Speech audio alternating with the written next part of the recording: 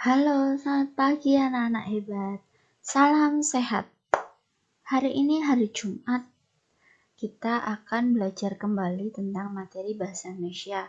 Tapi hari ini kita akan mulai masuk ke KD 3.8. Bu Novi akan mengajak kalian untuk memulai materi hari ini dengan memperkirakan informasi dalam sebuah paragraf. Yang namanya memperkirakan itu bisa jadi yang kita tuliskan itu benar ada di dalam paragraf tersebut atau tidak. Tetapi yang pasti, yang namanya memperkirakan informasi jika ada kata kuncinya atau jika ada judulnya seperti yang sudah kalian lakukan pada pertemuan sebelumnya, itu ada sangkut pautnya dengan kata kunci tersebut. Jadi misalnya minggu kemarin itu kalian Bu Novi minta untuk menebak kira-kira kalau dijadikan sebuah bacaan, judulnya Sampah Membawa Berkah itu isinya tentang apa saja.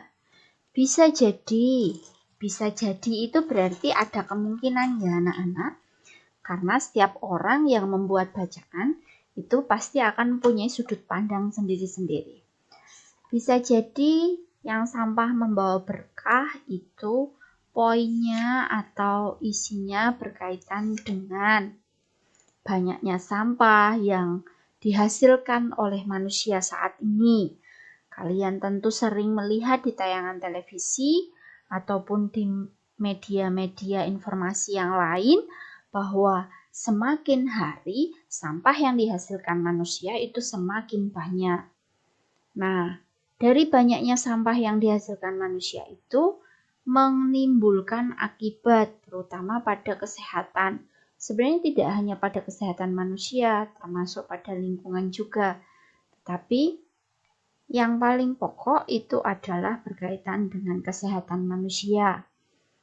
Nah, jadi poin yang kedua adalah akibat dari tumpukan sampah itu sendiri, sehingga membutuhkan pengolahan yang tepat agar sampah yang dihasilkan itu tidak menimbulkan masalah kesehatan bagi manusia maupun tidak merugikan manusia karena lingkungannya rusak gitu. Nah, salah satu pengolahan yang bisa dilakukan adalah mendaur ulang sampah menjadi barang bermanfaat dan layak jual. Sehingga yang tadinya sampah itu tidak dibutuhkan, tidak diinginkan atau disingkirkan oleh manusia, bisa atau setelah didaur ulang itu dapat menghasilkan uang, mudahnya begitu. Dapat dimanfaatkan kembali atau dapat menghasilkan uang. Itu perkiraan isi teks dari judul Sampah Membawa Berkah. Sedangkan yang kedua, jika sebuah bacaan itu judulnya Selamatkan Hutan Kita, maka kira-kira isi teks dari bacaan tersebut nanti akan berkisar tentang yang pertama adalah fungsi atau manfaat hutan itu sendiri bagi kelangsungan hidup manusia. Tentu hutan itu perlu diselamatkan karena memang ada manfaatnya, ada arti pentingnya, ada fungsinya bagi manusia. Kemudian setelah menjelaskan tentang manfaat atau fungsi hutan bagi kelangsungan hidup manusia, poin yang kedua adalah kondisi hutan saat ini. Tidak hanya di Indonesia ya anak-anak kalau berkaitan dengan hutan, karena hutan dimanapun yang ada di bumi ini itu saling berpengaruh. Jadi kondisi hutan secara global saat ini itu memang sangat memprihatinkan karena setiap tahunnya itu menurun banyak jumlah hutannya. Nah, setelah menjelaskan tentang kondisi hutan saat ini, poin ketiga adalah penyebab kerusakan hutan atau penyebab kondisi hutan yang saat ini itu berkurang dan banyak rusak. Serta akibatnya apa kalau hutan itu sampai rusak. Bahkan kalau sampai hutan itu sampai habis, itu akibat penyebabnya apa, akibatnya apa, itu perlu dijelaskan. Nah, poin terakhir adalah upaya apa saja yang dapat dilakukan untuk menyelamatkan hutan. Dan ditutup dengan sebuah ajakan untuk menyelamatkan hutan. Jangan berpikir yang muluk-muluk harus ke hutan belantara begitu. Kalau kita jauh ya berarti yang bisa kita lakukan adalah mencintai apa yang ada di lingkungan kita. Mulai merawat tanaman, menanam, dan lain sebagainya. Itu tadi untuk tugas minggu kemarin atau pertemuan sebelumnya. Nah, kalau sekarang Bu Novi ingin mengajak kalian untuk memperkirakan informasi yang terdapat dalam sebuah paragraf. Kalau kita berbicara paragraf berarti sudah ada bacaannya ya anak-anak. Nah, contohnya ini ada sebuah bacaan. Judulnya adalah bentuk kepedulian remaja terhadap lingkungan. Nah, dalam bacaan yang Bu Novi tayangkan ini ada 2 paragraf. Paragraf pertama itu adalah yang ini, sedangkan paragraf kedua itu dari kata salah sampai di kata sehari-hari yang paling bawah. Nah, Bu Novi baca, kalian juga ikut membaca. Bentuk kepedulian remaja terhadap lingkungan.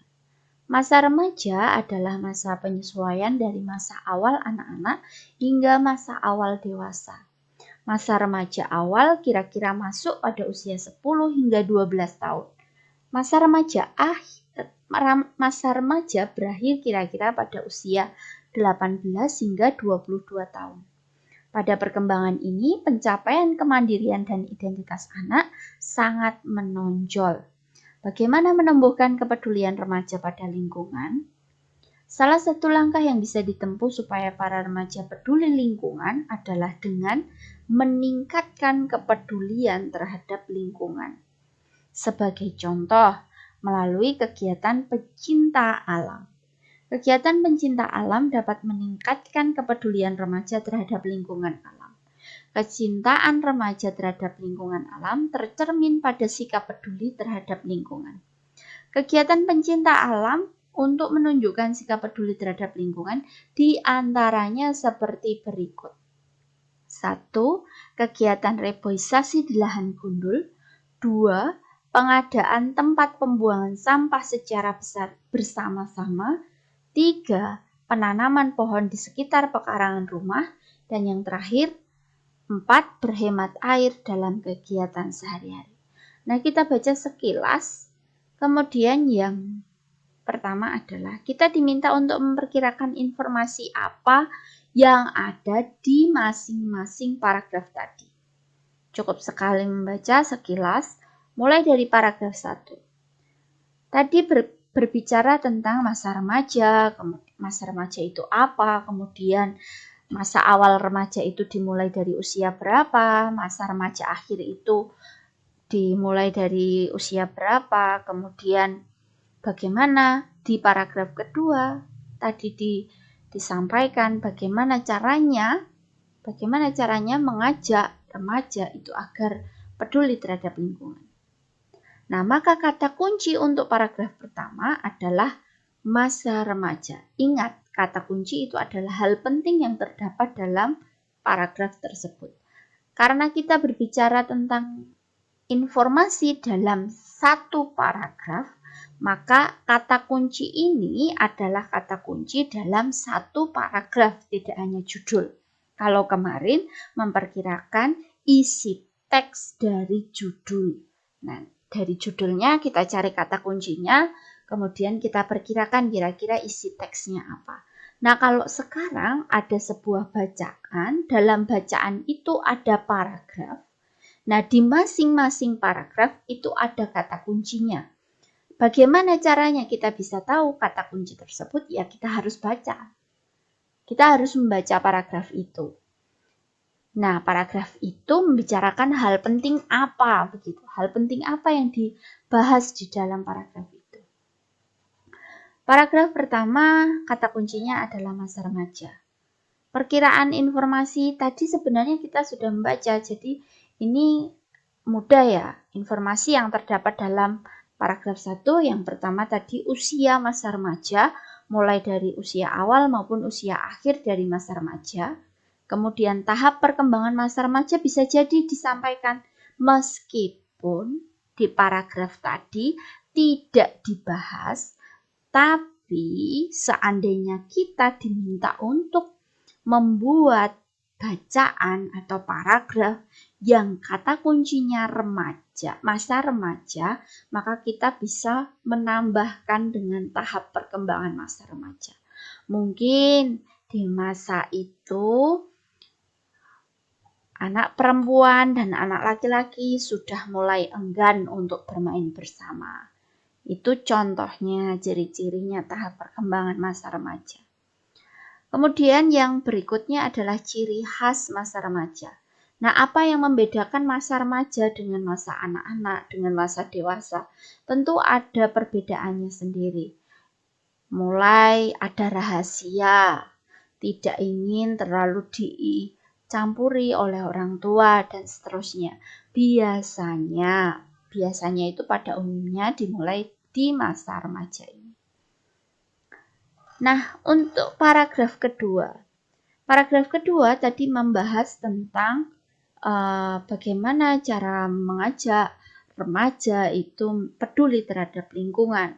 Salah satunya dengan kegiatan pecinta alam. Dengan kegiatan itu nanti masa remaja atau para remaja itu menjadi peduli terhadap lingkungan. Beberapa tindakan atau sikap atau contoh peduli lingkungan tadi ada reboisasi, membuang sampah, menanam pohon, dan seterusnya. Maka kata kuncinya adalah kegiatan cinta lingkungan atau bisa juga peduli lingkungan. Nah, informasi yang bisa dicantumkan dalam paragraf yang kata kuncinya kegiatan cinta lingkungan antara lain, pertama, contoh kegiatannya apa, tujuan dari diadakannya kegiatan itu apa, dan yang terakhir, pihak yang perlu dilibatkan dalam kegiatan cinta lingkungan itu siapa saja. Sekali lagi Bu Novi tegaskan, perkiraan informasi itu tidak harus sama persis dengan yang ada di dalam bacaan. Mengapa? Karena bacaan tadi kita gunakan untuk mencari kata kunci. Sedangkan di tabel perkiraan informasi, seandainya Bu Novi yang diminta untuk membuat paragraf dengan kata kunci ini, kira-kira apa saja yang mau dibahas begitu. Jadi bisa jadi ada di dalam bacaan tadi, bisa jadi tidak begitu. Tapi tetap harus ada kaitannya dengan kata kunci yang ada di kolom kedua ini. Oke, itu yang pertama. Materi yang kedua yaitu tentang kalimat utama. Bu Novi yakin kalian sering mendengar kata ini kalau mempelajari bahasa Indonesia. Mendengar kata kalimat utama itu tidak lepas dengan yang namanya bacaan dan paragraf. Nah, Bu Novi ingin tahu dulu, masih ingatkah kalian arti dari paragraf? Semoga tidak lupa ya. Baik, Bu Novi ingatkan. Paragraf itu adalah bagian suatu karangan yang mengandung satu ide pokok dan penulisannya itu diawali dengan menjorok ke dalam. Menjorok ke dalam itu seperti apa sih, Bu? Menjorok ke dalam itu, sebentar, Bu Novi tunjukkan. Nah, ini namanya menjorok ke dalam. Di baris kedua, ini baris pertama, ini baris kedua, ini baris ketiga, ini baris keempat, baris kelima. Nah, baris pertama itu tidak ditulis lurus dengan baris kedua, 3, 4, 5, tapi agak masuk ke dalam. Nah, ini namanya adalah menjorok ke dalam. Semoga kalian tidak bingung. Nah, itu tadi pengertian dari paragraf. Nah, di dalam pengertian paragraf ini, kalau kalian perhatikan ada istilah ide pokok. Nah, apa itu ide pokok? Ide pokok nama lainnya adalah gagasan utama, gagasan pokok, pikiran pokok, pokok pikiran, itu sama semua artinya. Artinya adalah, mohon maaf ini adalahnya ada dua, ide atau gagasan yang menjadi pokok pengembangan paragraf. Atau secara singkat itu, ide pokok adalah pokok pembicaraan yang dibahas di dalam paragraf itu apa. Nah, ide pokok ini terdapat dalam kalimat utama. Nah, dalam satu paragraf itu hanya ada satu ide pokok. Ada yang Bu Novi beri garis bawah itu berarti poin-poin penting ya anak-anak. Ingat, ide pokok ada dalam kalimat utama. Dan dalam satu paragraf hanya ada satu ide pokok. Nah, di sini muncul istilah kalimat utama. Apa itu kalimat utama? Bu Novi ingatkan terlebih dahulu. Kalimat utama adalah kalimat yang mengandung gagasan utama atau yang mengandung ide pokok itu tadi. Artinya di dalam kalimat utama itu yang dibahas adalah hal umum di mana satu kalimat itu bisa berdiri sendiri meskipun kalimat-kalimat yang lain itu dihilangkan. Nanti Bu Novi akan tunjukkan. Nah, kalimat utama itu menjadi acuan untuk mengembangkan suatu paragraf. Seperti yang tadi saya sampaikan bahwa yang namanya kalimat utama itu biasanya berisi informasi umum. Nah, yang dijelaskan di kalimat-kalimat berikutnya. Nah, kalimat-kalimat yang lain selain kalimat utama itu disebut dengan kalimat penjelas. Kalimat penjelas itu tadi sudah Bu Novi sampaikan bahwa namanya saja kalimat penjelas berarti memperjelas kalimat utama secara lebih rinci, lebih lengkap, lebih detail. Berikutnya, berdasarkan letak kalimat utamanya, paragraf itu dibedakan menjadi 3, yaitu yang pertama adalah paragraf deduktif. Paragraf deduktif itu artinya adalah paragraf yang kalimat utamanya ada di awal paragraf. Di awal paragraf. Atau Bu Novi bisa katakan bahwa di awal ya anak-anak, bukan di depan. Kalau di depan itu ada paragraf, terus di depannya sini, berarti berbeda paragraf. Kalau ini di awal paragraf itu masih dalam paragraf itu, tetapi berada di awal, di bagian awal. Kemudian yang kedua adalah paragraf induktif. Kebalikan dari paragraf deduktif, kalau paragraf induktif itu adalah paragraf yang kalimat utamanya terletak di akhir. Di akhir, bukan di belakang ya anak. Kalau di belakang itu, misalnya ini paragraf, maka di belakangnya sini. Jadi sudah terpisah paragrafnya. Kalau di akhir itu berarti berada di bagian akhir dari paragraf itu. Sehingga masih dalam satu paragraf. Jenis yang ketiga yaitu paragraf campuran. Berarti campuran antara deduktif dan induktif. Yaitu paragraf yang kalimat utamanya terletak di awal. Jadi kalimat utamanya itu ada di awal, tapi dipertegas kembali di akhir paragraf. Jadi antara di awal dan di akhir paragraf itu kalimat utamanya sama. Hanya kalimat utama yang ada di awal paragraf itu diulang kembali di akhir paragraf. Bu Novi beri contoh. Yang pertama,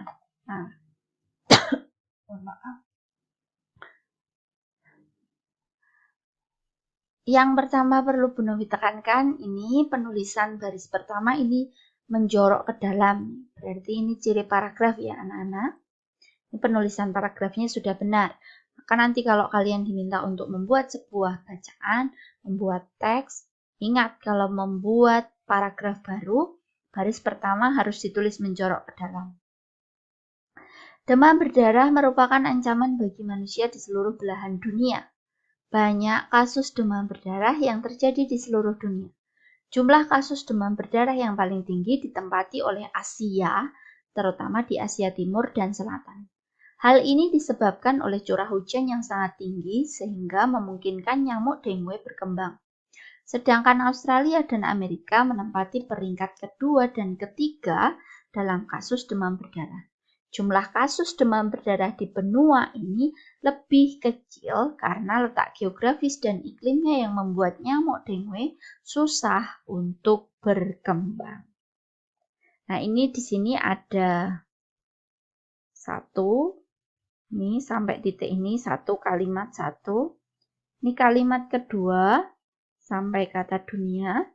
Ini kalimat ketiga sampai kata selatan. Ini kalimat keempat sampai kata berkembang. Ini kalimat kelima sampai kata berdarah. Ini kalimat keenam sampai kata terakhir yaitu berkembang. Berarti dalam satu paragraf ini ada 6 kalimat. Nah, kita lihat dari masing-masing kalimat. Menurut kalian, mana yang menjadi kalimat utamanya? Mana yang menjadi informasi umum dari paragraf ini? Kalimat mana yang memuat ide atau poin penting yang dibahas di dalam paragraf tersebut?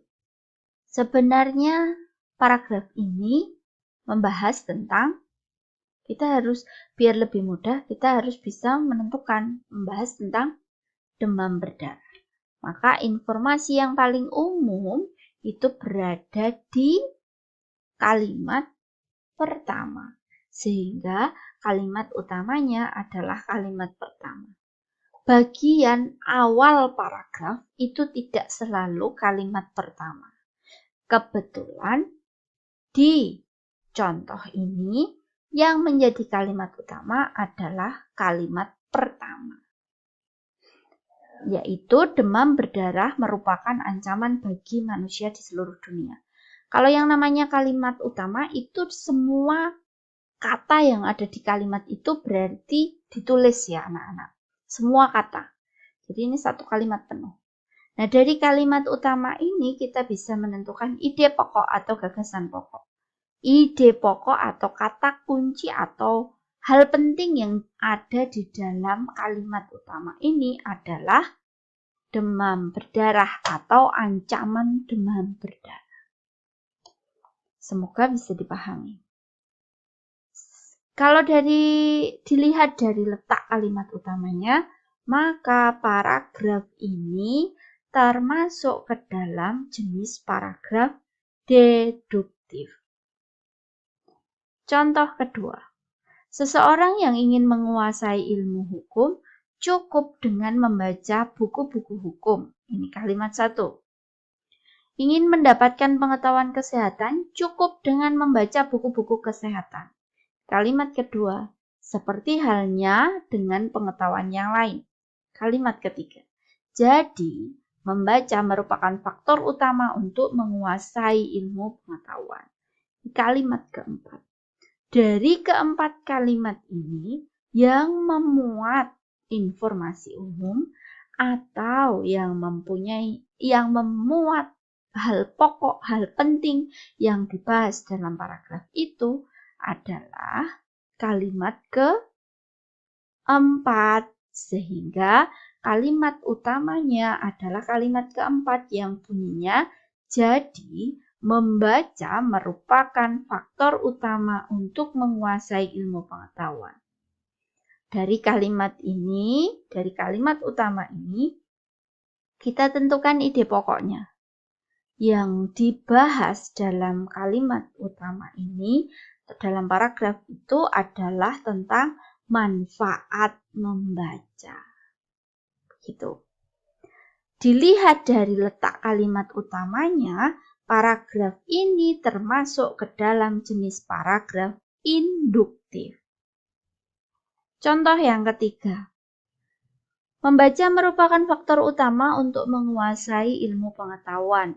Seseorang yang ingin menguasai ilmu hukum, cukup membaca buku-buku hukum. Ingin memiliki pengetahuan tentang kesehatan, cukup membaca buku-buku kesehatan. Begitu juga ilmu-ilmu pengetahuan yang lain, cukup dengan cara membaca buku-buku yang berhubungan erat dengan ilmu tersebut. Sekali lagi, membaca merupakan faktor utama untuk menguasai ilmu pengetahuan. Nah, kalau dilihat dari kelima kalimat ini, maka yang berisi informasi umum ada di kalimat pertama. Maka kalimat utamanya adalah kalimat pertama.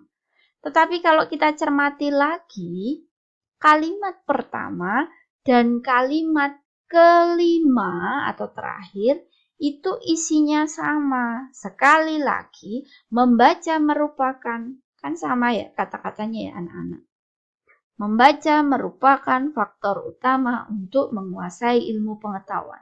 Sehingga kalimat utamanya itu ada di kalimat pertama, tapi diulang atau dipertegas lagi. Apa cirinya dipertegas lagi? Ada kata tambahan yaitu sekali lagi. Itu mempertegas bahwa membaca itu merupakan faktor utama untuk menguasai ilmu pengetahuan. Sehingga dari letak kalimat utamanya, paragraf ini disebut dengan paragraf campuran. Ide pokoknya adalah masih sama dengan sebelumnya, yaitu manfaat membaca. Baik, itu tadi penjelasan berkaitan dengan kalimat utama, ide pokok, kemudian jenis paragraf. Nah, ini tadi 2 paragraf yang kita bahas di depan. Kalau kita lihat di 2 paragraf ini, maka kalimat utama dari paragraf pertama ada di kalimat pertama ini. Masa remaja adalah masa penyesuaian dari masa awal anak-anak hingga masa awal dewasa. Nah, ide pokoknya adalah, kalau ada kata adalah itu berarti adalah masa remaja adalah masa bla bla bla. Berarti ide pokoknya adalah pengertian masa remaja. Sekali lagi, ini kalimat pertama ini semuanya merupakan kalimat utama. Ide pokoknya adalah pengertian masa remaja. Dilihat dari letak kalimat utamanya, paragraf ini disebut dengan paragraf deduktif. Kita lihat paragraf kedua. Salah satu langkah yang bisa ditempuh supaya para remaja peduli lingkungan adalah dengan meningkatkan kepedulian terhadap lingkungan. Sebagai contoh, ini kan berarti sebagai contoh. Contoh apa? Contoh ini. Contoh langkah supaya para remaja peduli lingkungan, kegiatan yang perlu diadakan. Jadi kalimat kedua itu menjelaskan kalimat pertama. Kegiatan pencinta alam ini mengulang dari sini, berarti kalimat ketiga menjelaskan kalimat kedua. Nah, terus kecintaan remaja terhadap lingkungan alam tercermin pada sikap peduli terhadap lingkungan. Ini kepedulian remaja terhadap lingkungan alam, berarti ini menjelaskan kalimat sebelumnya. Dan seterusnya. Ini juga menjelaskan kegiatan pencinta alam. Di atas tadi sudah disebutkan. Maka kalimat utamanya adalah kalimat pertama sampai kata lingkungan. Nah, kata kuncinya atau ide pokoknya adalah peduli lingkungan. Itu dilihat dari letaknya, ini termasuk dalam paragraf deduktif, tetap deduktif. Nah, demikian tadi penjelasan dari Bu Novi berkaitan dengan memperkirakan informasi, kemudian kata kunci, kalimat utama, ide pokok, dan jenis paragraf. Semoga dapat kalian pahami.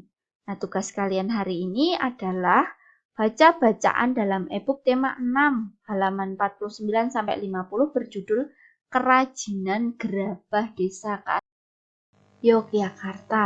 Nah, setelah kalian baca bacaan tersebut, ada yang harus kalian lakukan berikutnya, yaitu tentukan kata kunci, perkirakan informasi. Ingat, perkiraan informasi ini dilihat dari kata kunci yang kalian temukan.